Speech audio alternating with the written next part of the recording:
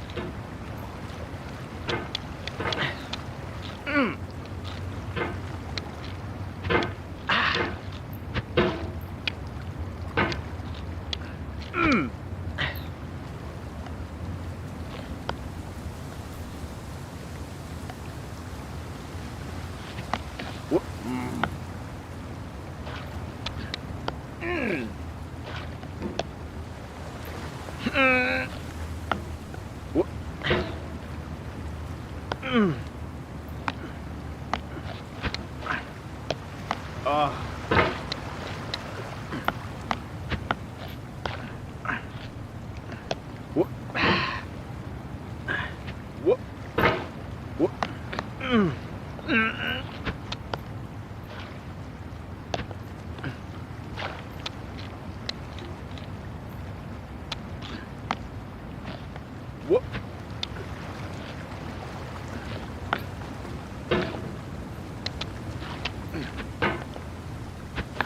Whoop.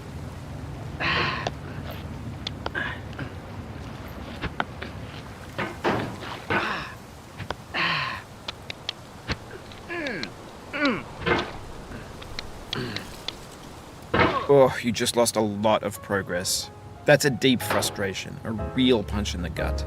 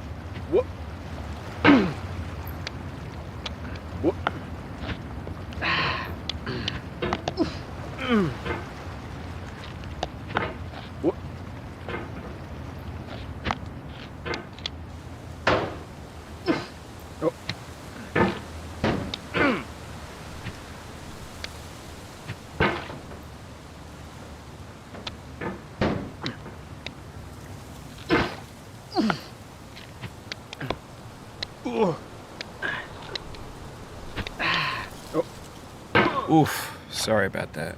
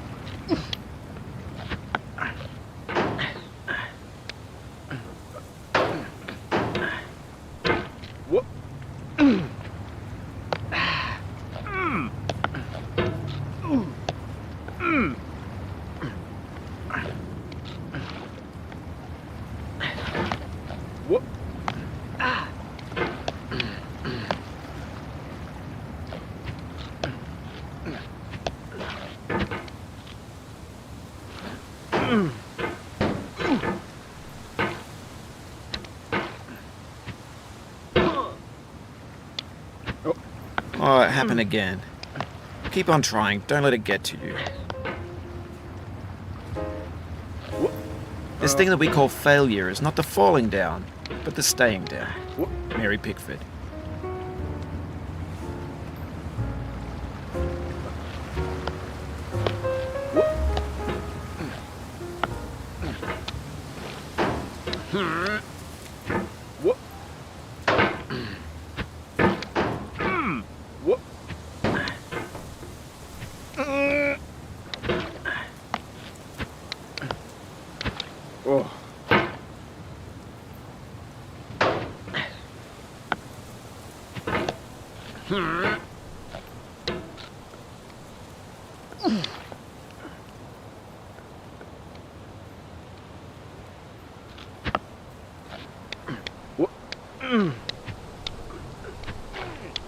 The obstacles in sexy hiking are unyielding, and that makes the game uniquely frustrating.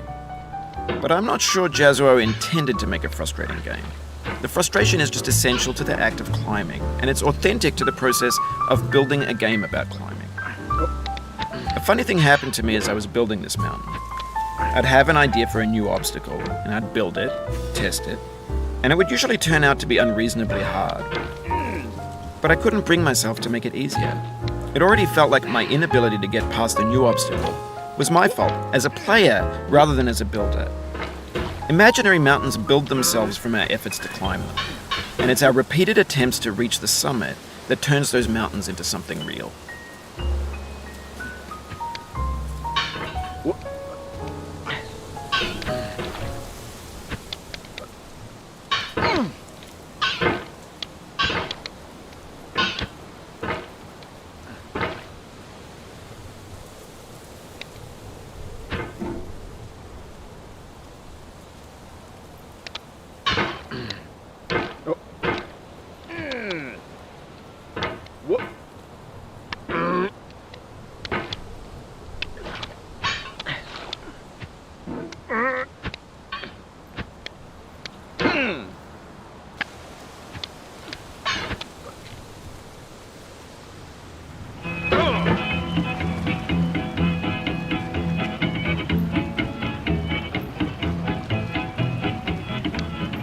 get nasty over there, boy.